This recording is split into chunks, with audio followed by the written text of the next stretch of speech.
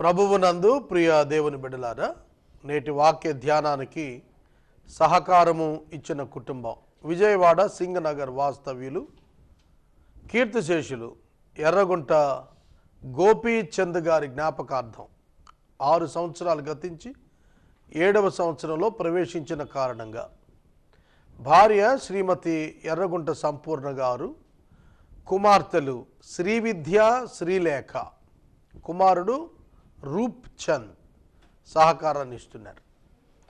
ఈ కుటుంబము ప్రభువును ఘనపరుస్తూ ప్రభువు తమ కుటుంబాన్ని 7 సంవత్సరాలు కాపాడినందుకు కృతజ్ఞతగా ఈ సహకారం పంపారు.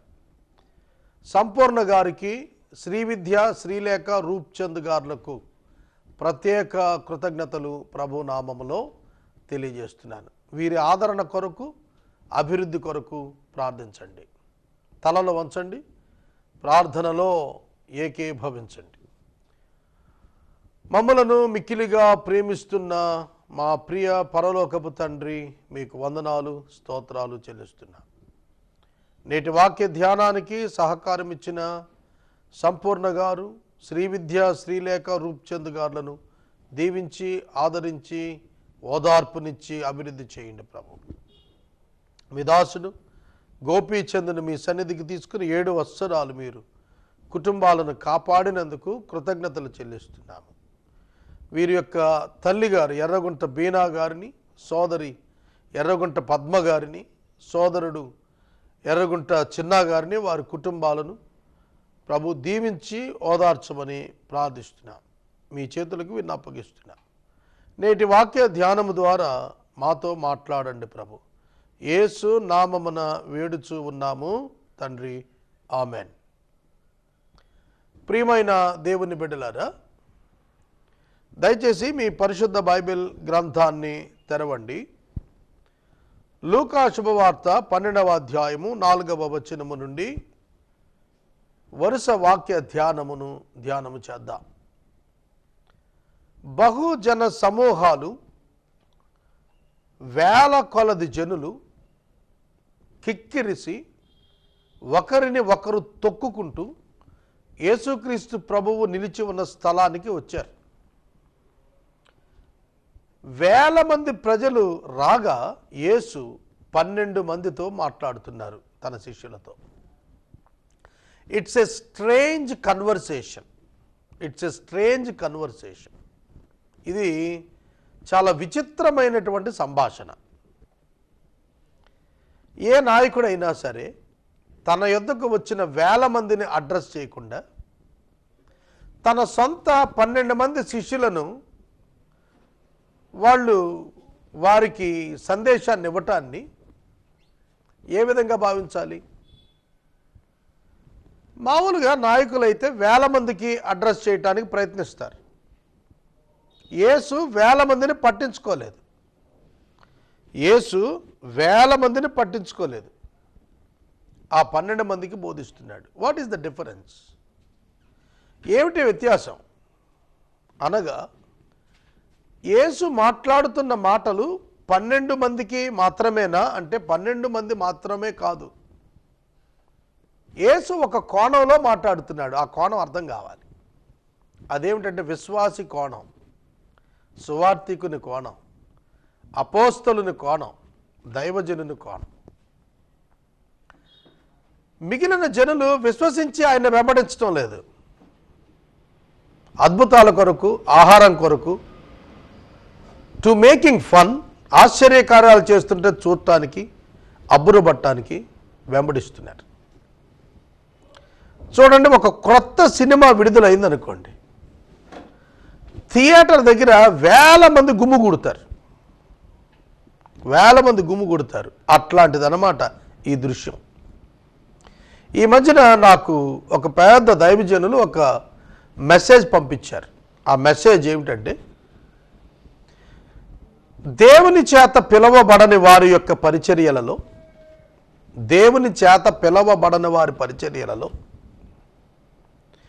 ప్రజలు థియేటర్స్ వద్దకు వచ్చినట్లుగా రావటానికి కలిగిన కారణం వారి భక్తిరాహిత్యం అని తెలియచేస్తూ భక్తి విషయాన పిలుపు పొందిన వారి యొక్క పరిచర్యలలో హాజరవుతున్న వారు దేవుని సన్నిధిని అనుభవించే విషయాన్ని స్పష్టంగా రాశాడు.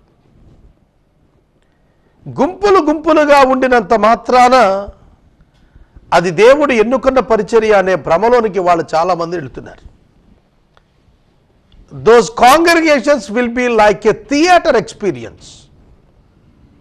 ఒక వినోదాన్ని పంచే ఒక విభాగానికి చెందినదిగానే మిగిలిపోతుంది.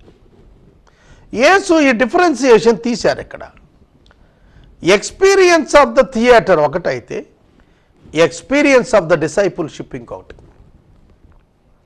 ఏదో సినిమా హాల్ దగ్గర మూగిన వేల మంది వలె అబ్బురాలు చూడటానికి నిలబడిన జనులతో ఆయనకు పని లేదు. ఆ 12 మంది ఆయన సంబంధులు. అందుకే ఆ 12 మందితో మాట్లాడుతున్నాడు. ఆ 12 మందితో మాట్లాడుతున్నప్పుడు ఆ ప్రజలకు ఆ మాటలు ప్రశ్నార్థకముగా కనిపించబోతున్నాయి. ఒక్క మాట గుర్తుపెట్టుకోండి, వాక్యము ఎంత గొప్పదో చెబుతున్నాను.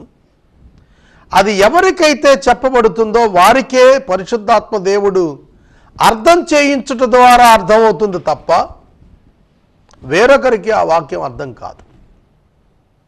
నేను ఈ వచనం మీద చాలాసార్లు చెప్పాను, మరలా చెబుతున్నాను. 12 మంది అపోస్తలులు మేడగదిలో ఆఖరి భోజనానికి కూర్చున్నప్పుడు యేసు ప్రభువు ఇస్కరియోతు యోధాతో మాట్లాడుతూ నీవు తలిచిన పని వెంటనే పోయి చేయమన్నాడు. అది యూదాకి మాత్రమే అర్థమైంది.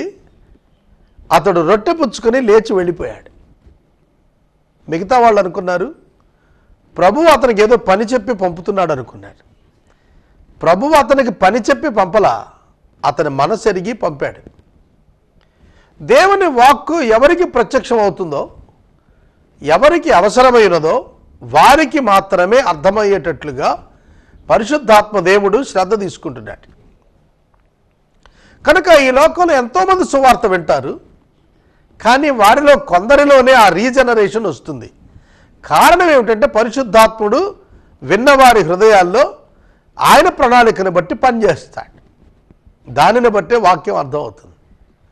ఆ జన సమూహాలకు అర్థం కానిది 12 మందికి మాత్రమే అర్థమయ్యేటువంటిది ఒకటి ఉంది. అదేమిటో ఇక్కడ మాట్లాడుతున్నాడు. నా స్నేహితులైన మీతో నేను చెప్పున్నదేమనగా, యేసుక్రీస్తు ప్రభు మాట్లాడుతూ ఆ 12 మందితో అంటున్నాడు, మీరు నా స్నేహితులు, మీరు నా స్నేహితులు అన్నాడు. మిగతా వేల మందిని నా స్నేహితులను అనలా. Jesus Christ is not a political leader. యేసుక్రీస్తు ప్రభు రాజకీయ నాయకుడు కాదు, మత నాయకుడు అంతకంటే కాదు, కుల నాయకుడు అంతకంటే కాదు, ఆధ్యాత్మిక నాయకుడు. కనుక జనాన్ని చూసి పొంగిపోయి మీరు నా సోదరులు సోదరీమణులు అని ఆయన ఎక్కడ పడితే అట్ట మాట్లాడలా. They are not important to him rather than the disciples. శిష్యుల కంటే వాళ్ళు ముఖ్యం కాదు. శిష్యులతో మాట్లాడుతున్నాడు. ఏమంటున్నాడు? మీరు నా స్నేహితులై ఉన్నందున మీతో నేను చెబుతున్నాను. I tell you, my friends, do not fear those who kill the body, and after that have nothing more that they can do. మీరు శరీరమును మాత్రమే చంపువారికి భయపడకండి. మీరు దేహమును చంపిన తర్వాత మరేమీ చెయ్యలేని వారికి భయపడకండి. మనకి పోలీస్ స్టేషన్ అంటే భయం, కోర్ట్ అంటే భయం, జైలు అంటే భయం, ఉరికంబం అంటే మరీ భయం. అవునా? మనకి ఇండియన్ పీనల్ కోడ్ ఉంది, ఐపీసీ ప్రకారంగా మన మీద దోషం మోపి పోలీసు వారు మనలను ఆధీనంలోకి తీసుకొని కోర్టుకు సబ్మిట్ చేస్తారు. కోర్టులో విచారణ జరిపి శిక్ష విధిస్తారు. ఆ శిక్ష ఎక్కడ వరకు అంటే శరీరమును శిక్షించుట వరకే. ఒకవేళ నువ్వు నోటోరియస్ క్రిమినల్గా డిసైడ్ చేసి నువ్వు నిర్దోషి అయినా సరే దేశద్రోహ నేరం కింద నీకు ఉరి శిక్ష విధించాలనుకుంటే దే కెన్ డూ దాట్, విధించవచ్చు. వాళ్ళు ఎక్కడి వరకు చేస్తారు? ఎక్కడ వరకు ఆ శిక్ష అమలు చేస్తారంటే up to the physical death. యేసుక్రీస్తు ప్రభువుకు పిలాతు విధించిన మరణ శాసనం ఒకసారి నేను మనవి చేస్తున్నాను. పిలాతుకు విధించిన మరణ శాసనం చూడండి.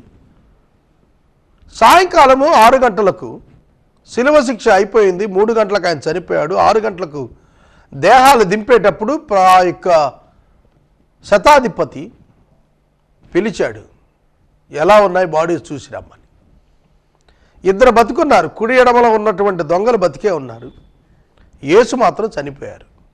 ఇంత తొందరలోనే చనిపోయాడా? కన్ఫర్మ్ చేయమన్నాడు.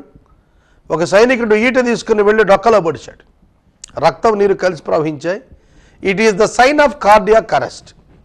గుండె ఆగిపోయింది అంటానికి అదొక సైన్. గుండె బ్రద్దలైపోయింది, కవాటాలు పగిలిపోయాయి. లోపల యేసుక్రీస్తు యొక్క గుండెలోని కవాటాలు బ్రద్దలయ్యాయి. నిందకు నా హృదయము బ్రద్దలాయను అను లేఖనము నెరవేరునట్లు యేసుక్రీస్తు ప్రభువారి యొక్క ఫిజికల్ హార్ట్, భౌతిక గుండె బద్దలైంది. It's literally happened. అదే తెలిసింది. అక్కడతో పనిష్మెంట్ అయిపోయింది. యేసుకి ఇంకేం శిక్ష విధిస్తారు వీళ్ళు? 1 తక్కువ 40 కొరడా దెబ్బలు, 3 మేకుల మీద వేలాడటం, 72 ముళ్ళ కిరీటం, చనిపోయినాక డొక్కలో బల్లెపోటు. More than that what the Roman government can do for him? Nothing. చనిపోయిన దేహానికి వాళ్ళేం శిక్ష వేస్తారు? ఏమీ విధించలేరు. యేసు తన శిష్యులతో అదే చెబుతున్నాడు. దేహమును చంపిన తరువాత ఏమీ చెయ్యలేని వారికి భయపడకండి. ఏమి సందేశం ఇస్తున్నాడు ఇక్కడ? దేహము చనిపోవుట చేత అయిపోయిందని అనుకోవద్దు. ఆ తరువాత కూడా ఆ దేహమును, ఆ వ్యక్తిని శిక్షించగలిగిన మరొకడున్నాడు. మనుషులు ఒక దేహాన్ని బ్రతికుండగానే శిక్షకు గురి చేస్తారు. మరణంతో అయిపోతుంది. మరణించే వరకు నువ్వు కొట్టిన దెబ్బలు వాడికి అర్థమవుతాయి, తెలుస్తాయి, బాధపడతాయి, బాధ కలిగిస్తాయి. శవాన్ని మీరు కొడితే ఏమవుద్దండి? నాకు తెలిసిన ఒక ఆయన్ని భార్య చంపేసి రైలు పట్టాల మీద పెట్టేసి, రైలు పట్టాల మీద తలకాయ ఛిద్రం అయిపోయింది. ఏం తెలుస్తుంది ఆయనకి? రైల్వేలో నేను ఎంక్వైరీలో ఒక ఆఫీసర్ నాతో చెప్పినాడు, ఆ తల ఛిద్రమైపోయింది. మరి then why the train driver can't give the caution? Why can't he report at the next station అని అడిగాను. అడిగినప్పుడు ఆయన చెప్పాడు, బతికున్నాడికి అది రిపోర్ట్ చేస్తారు, శవానికి అది చేయరు అన్నాడు. It's true. చనిపోయిన వాడిని నువ్వు రైలు కింద వేసినా, ముక్కలు కోసినా ఏం తెలుస్తుంది? బాధ తెలియదు.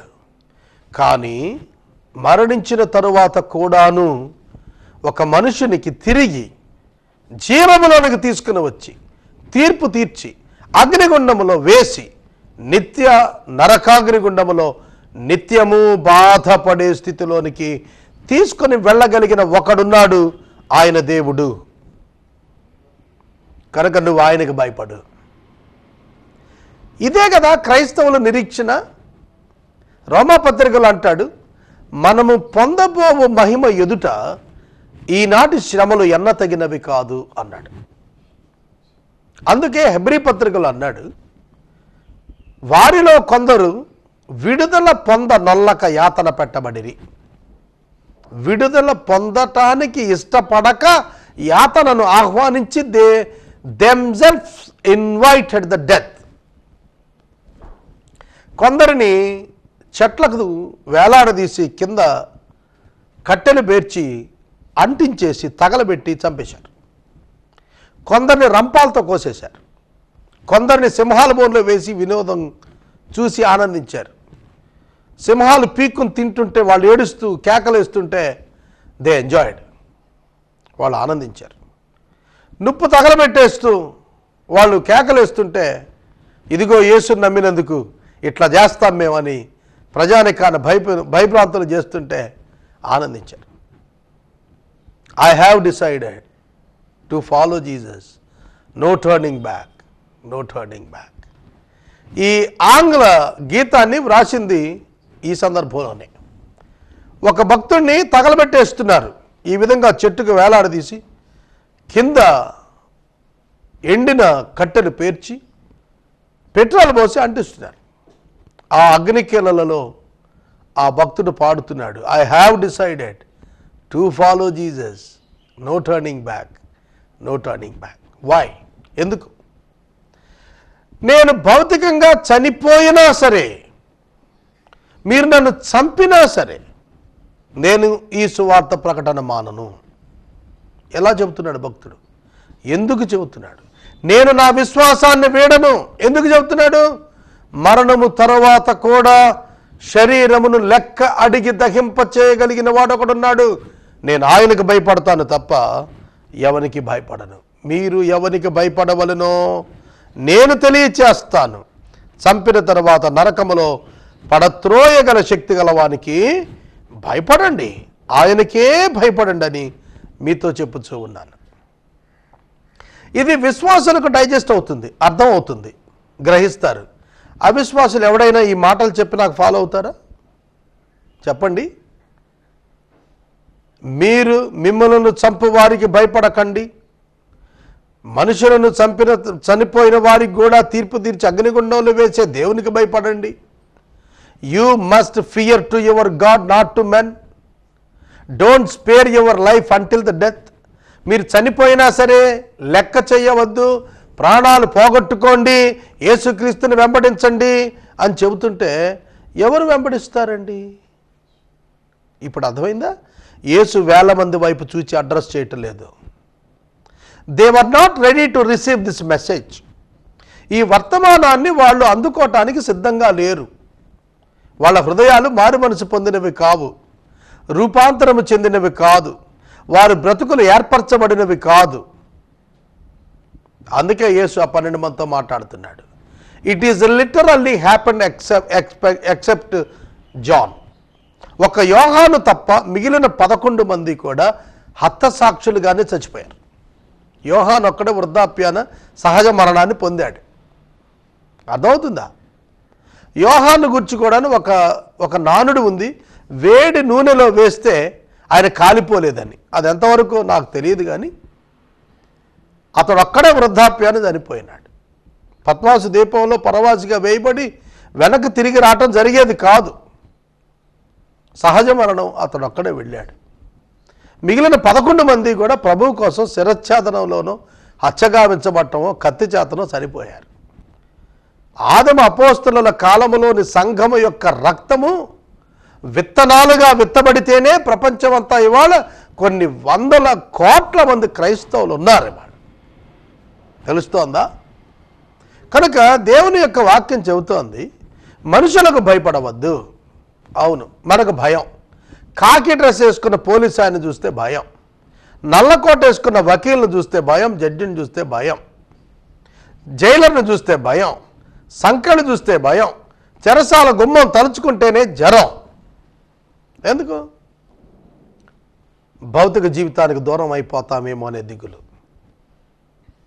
ప్రియమైన దేవుని బిడ్డలారా, God has his own design for your life. నీ జీవితానికి దేవుని యొక్క ప్రణాళిక ఒక అద్భుతమైనటువంటి విధానంగా ఉంది. దాన్ని జ్ఞాపకం చేసుకో. ఒక నిజమైన విశ్వాసి మరణించాల్సి వస్తే ఎంత గొప్ప ధైర్యాన్ని దేవుడిస్తాడో నువ్వు జ్ఞాపకం చేసుకుంటే ఆశ్చర్యపడతావు. నీ పిరికితనంలో నిన్ను ప్రభువు కొరకు అందుకోవాలని ప్రభువు ఎప్పుడు ప్రణాళిక చేయడు.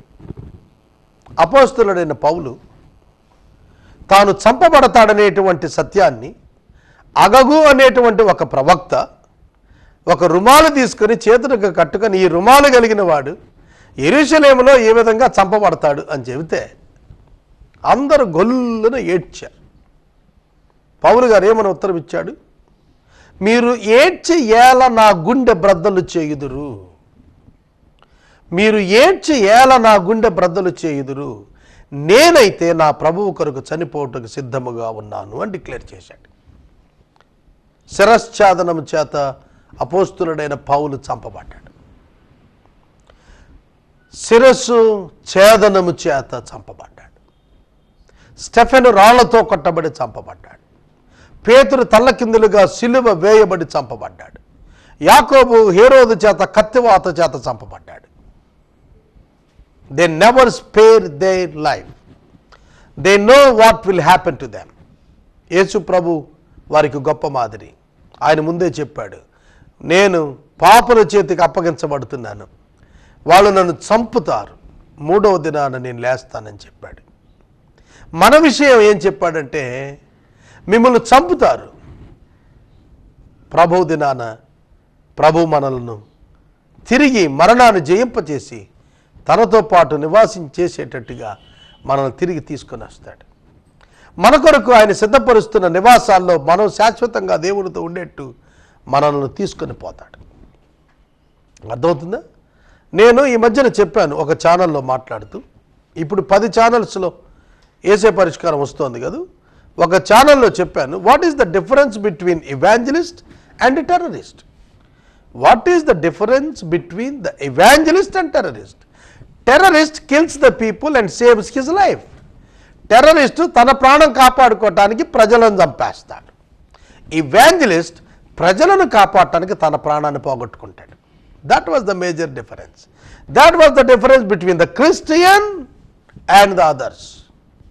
క్రైస్తవుడు ప్రాణాలు తీయడు, ప్రజల కొరకు ప్రాణం ఇచ్చేస్తాడు. ముష్కరుడు కాదు క్రైస్తవుడు. కనుక ప్రాణానికి వచ్చిన దిగులు, ప్రాణానికి వచ్చిన ఆలోచన క్రైస్తవుడికి ఉండదు. నెబో పర్వత శిఖరం మీదకు దేవుడు మోషేని పిలిచాడు, Moses die here, don't go back. వెనక్కెళ్ళొద్దు మోషే, చచ్చిపోమన్నాడు. మోషే సంతోషంగా ఆమెనన్నాడు అంతే. నేను ఎప్పుడు కోరుకుంటాను ఇదే టేబుల్ మీద చనిపోతే ఎంత బాగుంటుందని. It's true. ఈ మధ్యన నాకు కొంచెం అనారోగ్యం వచ్చింది.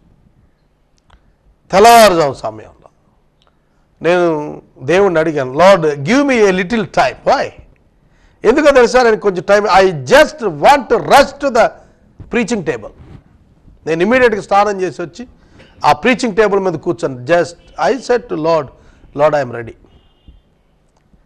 మీకు నవ్వొస్తుందా? అవును, it's true in my life. Just 1 week back, ఒక వారం క్రితం నేను గబగబా స్నానం చేసి, దేవా కొంచెం సమయం నాకు ఇవ్వు అని నేను స్నానం చేసి పరిగెత్తుకుని వచ్చి 7 గంటలకల్లా నేను 6:30 ఈ టేబుల్ మీద కూర్చొని వాక్యం తెరిచి జస్ట్ ఐఎమ్ రెడీ లార్డ్, నేను వాక్యం చెప్పడం ప్రారంభించాను. యూ కెన్ కాల్ మీ నా. మరణము అపహాస్యం చేసే స్థాయికి దేవుడు తీసుకెళ్తాడు మనల్ని. ప్రియమైన దేవుని బిడ్డలారా, మనకు మరణము లేదు. ఈ సత్యం మనకు తెలిస్తే మనం భయపడం. యోహాను పత్రిక 5వ అధ్యాయం 24వ వచనంలో, యేసుక్రీస్తునందు విశ్వాసం ఉంచినటువంటి వాడు మరణములో నుండి జీవములోనికి దాటిపోయాడు. We were jumped into the life out of the death, out of the experience of the hell. మరణము నుండి, నరకము నుండి మనము జీవములోనికి దాటిపోయాము. So that God is interested in us and He only speaks with us about the physical death. ఆయన మన మీద ఆసక్తి కలిగిన వాడై మనతోనే మాట్లాడుతున్నాడు. మీరు దేవునికి భయపడండి, మనుషులకు భయపడవద్దు. Because you are going to face a multitudes of anti people. వ్యతిరేకమైన వారిని వేలాది మందిని కలుసుకోబోతున్నారు. అందుకే మీరు నా స్నేహితులు. You are my friends. Because you want to die for God as I am dying for God and for the people. దేవుని కొరకు, ప్రజల కొరకు నేను చనిపోయినట్లు మీరును చనిపోవటానికి ఇష్టపడ్డారు కనుక you are my friends. Who are the friends of Jesus? Who wants to die for the Christ and for the people? They can be called as the friends of Jesus. యేసు శిష్యులుగా నువ్వు పిలువబడాలంటే నువ్వు దేవుని కొరకు చనిపోయేవాడిగా ఉండాలి, భయపడని వాడిగా ఉండాలి. అబ్రహాము నా స్నేహితుడిని ఎందుకు చెప్పాడు? ఒక కత్తివాత చేత ఇస్సాకు చావు వచ్చును కానీ అప్పటికే గుండెలో చచ్చిపోయిన స్థితికి వెళ్ళిపోయాడు Abraham. How can I lose my son who was loved by me? నా చేత ప్రేమించబడుతున్న నా కుమారుడు నా చేతిలో చనిపోవటం అంటే తాను అంతకుముందే చనిపోయినట్టే. He never spared the physical death. Abraham never spared the physical death of Isaac. So he is able to sacrifice. అందుకే బలివ్వటానికి ముందుకెళ్ళాడు. ఎందుకంటే శరీరము మరణమున విశ్వాసికి నష్టము లేదు. శారీరక మరణమున విశ్వాసికి నష్టము లేదు. ప్రియ సహోదరుడా, సహోదరి, one day we will get the resurrection in Christ. క్రీస్తునందు మన శారీరక పునరుద్ధానం ఉన్నది అనే విశ్వాసము చేత మనం ముందుకెళ్తాము. అందుకనే మనము దేవునికి తప్ప ఎవరికి భయపడము. శరీరమును చంపిన తర్వాత నరకమును పడద్రోయగలిగిన శక్తి గలవాడని దేవునికే భయపడండి. ఈ మాట చెప్తూ ఆపేస్తే యేసు అసంపూర్ణంగా మాట్లాడినట్టే. అప్పుడు యేసు అన్నమాట, 5 పిచ్చుకలు 2 కాసులకు అమ్మబడును కదా, వాటిలో ఒక్కటైనా దేవుని ఎదుట మరవబడదే. మీ తల వెంట్రుకలన్నీ లెక్కించబడ్డాయి, మీరు భయపడకండి, మీరు అనేకమైన పిచ్చుకల కంటే శ్రేష్ఠులు కారా. 5 పిచ్చుకలు 2 కాసులకు అమ్ముతున్నారంట. అంటే ఎంత? 40% పడింది, 40 పైసలు పడింది. 2 రూపాయలు కనుక 5 పిచ్చుకలు అయితే ఒక్కో పిచ్చుక 40 పైసలు పడింది. ఆ ఒక్క పిచ్చుక కూడా దేవుడు మరవడే. ఒక పిచ్చుక వెల కంటే మీ వెల ఎక్కువ కాదా? What is the price of a human being? Do you know? More than the universe. విశ్వమంతా ఒక పక్కన పెట్టి ఒక్క పాపిని, పరిశుద్ధుని కాదు, ఒక పాపిని త్రాసులో నుంచోబెడితే పాపికి దేవుడిచ్చే విలువ ఎక్కువ. ఎందుకంటే ఆ ఒక్క పాపి కొరకు యేసుక్రీస్తు ప్రభు తన రక్తాన్ని చిందించాడు, తన ప్రాణాన్ని ఇచ్చాడు. So that you can understand the value of a sinner is nothing but the life of Jesus. Do you know that? మీకు తెలిసిన ఒక పాపి యొక్క విలువ ఎంతో తెలుసా? యేసు ప్రాణమంతా. యేసు ప్రాణంతో విశ్వాన్ని లెక్కించగలుగుతావా? నో. మీరు దేవుని చేత ఎన్నిక చేయబడ్డారు, మీరు భయపడకండి. You will be counted with Jesus. యేసుతో మీరు లెక్కించబడే సమూహంలో ఉండబోతున్నారు. మీరు వధువు సంఘంగా ఉండబోతున్నారు. You are unique on the earth rather than the people of promise. వాగ్దాన ప్రజల కంటే గొప్పవారుగా ఉండబోతున్నారయ్యా. Don't fear for the death and don't fear for the people who can murder you. నిన్ను చంపే వాళ్ళని చూసి భయపడొద్దని అన్నాడు. నేను ముగిస్తున్నాను. దేవుడు అభయహస్తం ఇస్తున్నాడు. డోంట్ బీ ఫియర్, భయపడవద్దు. ప్రార్థన. నేటి వాక్య ఉపదేశానికి సహకారం ఇచ్చిన కుటుంబము విజయవాడ సింగనగర్ నుండి కీర్తిశేషులు శ్రీ ఎర్రగుంట గోపీచంద్ గారి యొక్క 6వ జ్ఞాపకార్థం, భార్య సంపూర్ణ గారు, కుమార్తెలు శ్రీవిద్య, శ్రీలేఖ, కుమారుడు రూప్చంద్ సహకారం ఇస్తున్నారు. ఈ కుటుంబాన్ని ప్రభు దీవించును గాక, ఆదరించును గాక, వృద్ధి నొందించును గాక. ప్రార్థన. మమ్మల్ని మిక్కిలిగా ప్రేమిస్తున్న తండ్రి, వందనాలు. వాక్య ఉపదేశానికి సహకారం ఇచ్చిన సంపూర్ణ గారి కుటుంబమును, బిడ్డలను ఆశీర్వదించి దీవించి ఓదార్చండి, అభివృద్ధిలోనికి తండ్రి. వాక్యం విన్న వారిని దీవించండి. యేసు నామమున అడుగుచున్నాం తండ్రి, ఆమెన్. తండ్రి అయిన దేవుని ప్రేమ, కుమారుడైన యేసయ్య కృప, పరిశుద్ధాత్మ దేవుని యొక్క అన్యోన్య సహవాసం సదా మనకు తోడై ఉండును గాక. ఆమెన్.